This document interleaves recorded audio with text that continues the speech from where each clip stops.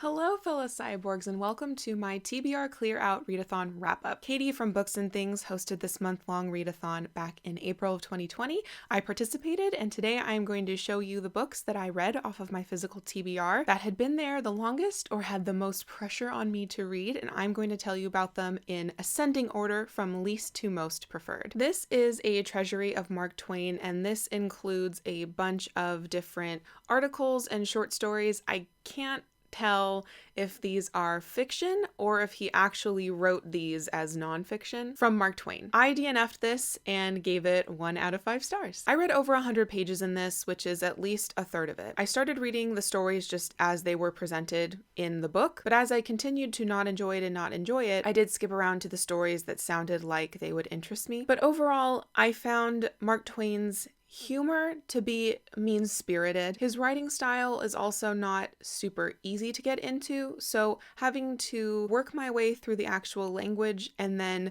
be faced with comedy that I didn't find funny and I actually found mean meant that this was a quite unpleasant reading experience. So I gave up after 100 pages of struggle, and I don't know that I will be reading any more Mark Twain. I just don't think he's the guy for me. I also DNF'd Manya by Anna Gamainer, translated by Kate Phillips. This is a beautiful Persephone edition, and it's the last of the Persephones that I had on my shelves from when I was purchasing from them like 5 years ago. This is a beast of a book. It's over 500 pages long, and I got to page 169 and then just didn't want to keep reading. The main reason was the subject matter and the structure. This is about 5 children being raised in pre-World War II Germany. I got the time period wrong when I was talking about this in my TBR. And it's about how these different children growing up in the same environment end up being different people. And that sounds really good. I mean, kind of depressing because it's, between the wars Germany leading up to Hitler and the Holocaust, and that's never going to be a fun time. But I normally enjoy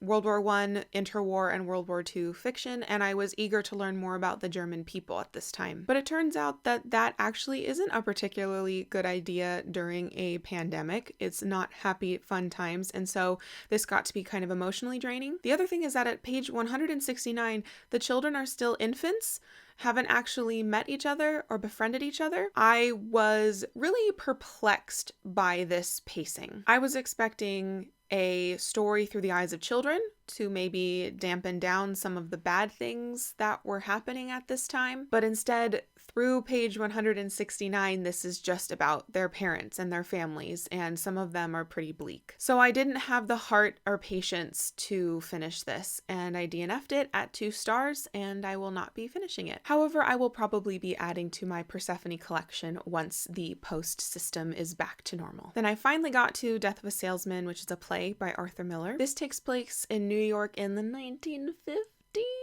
60s, something like that. And it tackles the themes of self-identity in the waves of culture, the American dream. It's kind of depressing. There were some interesting things in here about what sort of life is a valuable life to live? Is a valuable life one that functions well in a capitalist society, or a life that brings you the most contentment? Some of those questions, however, hit kind of home too hard for me since I am now unemployed, so it wasn't a particularly fun, delightful read, not that I was ever expecting it to be. And I can't say that I particularly enjoyed it. I do like reading Arthur Miller's plays though. I really enjoyed reading The Crucible, and I would consider picking up more by him. I did give this 3 out of 5 stars though, and I will keep it on my shelves, especially since it's a really fun vintage edition that has some intense, essay brainstorming in the back, it's just a fun artifact. I then read The Ruby and the Smoke by Philip Pullman,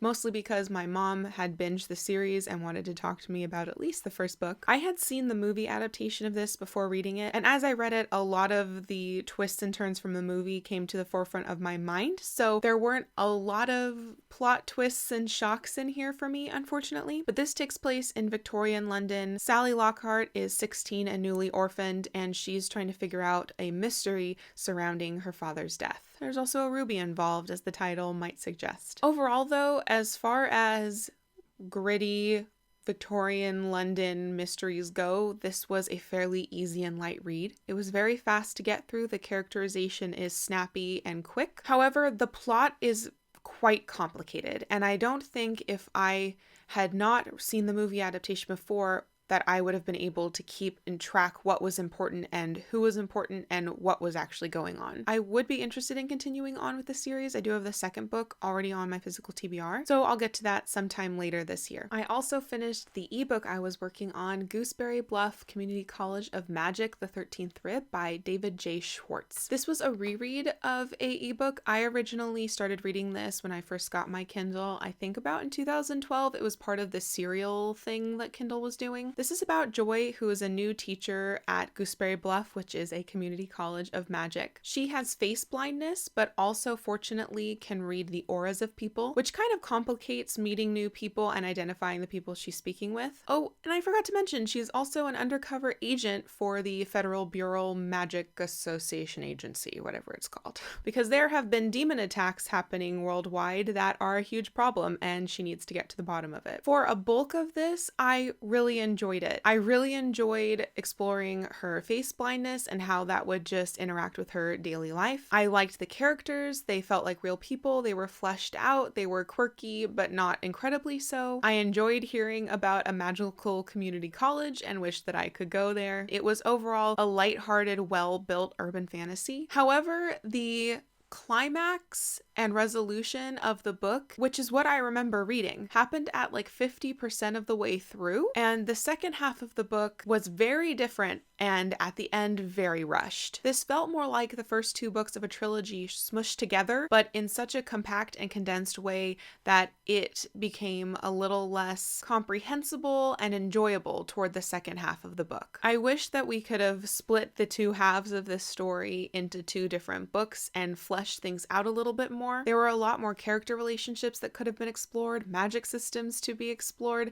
and at the end, it didn't really come to a true resolution. I'm not sure if Schwartz is planning on doing more in this series. I would read it if he did. So it was enjoyable, but while it started out as more of a 4 out of 5 star read, at the end it was definitely more of a 3. I still recommend it though, and I hope that he writes more in this series because I got really attached to Joy. And then the book that I surprisingly enjoyed the most was The Heart of Midlothian by Sir Walter Scott. This is a classic written in the early 1800s, I think 1818, I could be wrong. And it's a historical novel in that it explores events that happened in the 1740s in Scotland, 1736. I was close. Going into this, I knew that our main character was a woman, and this had to do with the Jacobean revolutions in Scotland, which I assume has something to do with Scottish independence, but I did not do my homework and it ended up not being that big of a deal for enjoying this. Those things are definitely true, but at the heart of this is a story of two sisters. A lot of their personalities and relationship reminded me of Marianne and Eleanor from Sense and Sensibility. The Eleanor figure, Jeannie, we follow through most of this book. Her sister, Effie, who is quite a bit younger than her and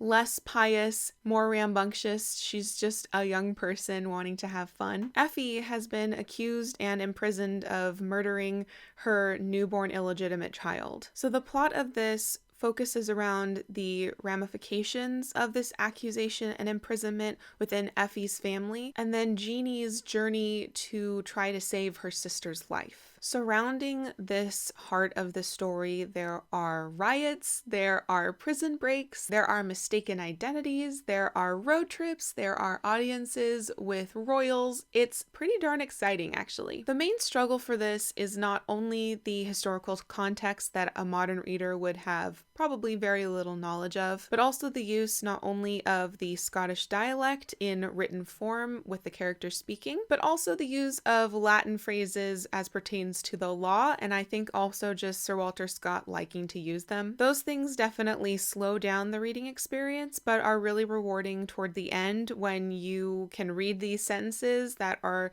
nearly unintelligible at sight and completely understand what characters are saying. This was such an incredibly pleasant surprise. It did take all of my focus to finish reading it over the last days of April and the first few days of May, but it overall was a compelling, interesting, adventurous story, and Sir Walter Scott definitely, his writing style was not nearly as heavy, dry, or slow that I thought it was going to be. It was actually incredibly readable. I would be interested in reading another by Sir Walter Scott, but I definitely think having a female protagonist in essence really spurred me to enjoy this more than maybe I would have if it had been a male protagonist. So if you are thinking about trying Sir Walter Scott, but you're kind of skeptical of Ivanhoe, I would definitely recommend this. It's technically like book 2 in one of his series, but in no way did this actually feel that way. This totally can be read as a standalone. So The Heart of Midlothian is definitely the highlight of my TBR clear out. I'm really glad I didn't DNF this. I'm really glad I purchased this in Scotland sight unseen, though I really need to curb my book buying tourism things because sometimes, as in Mark Twain, it doesn't work out. But I enjoyed this and give this 3 out of 5 stars. So I managed to get to everything in my TBR clear out TBR, so that was really exciting. So now my physical TBR is at 15 books where it was at 20 at the start of the readathon. So yay! Thank you very much, Katie, for hosting this. This was a great push to get some of those intimidating books off of my physical TBR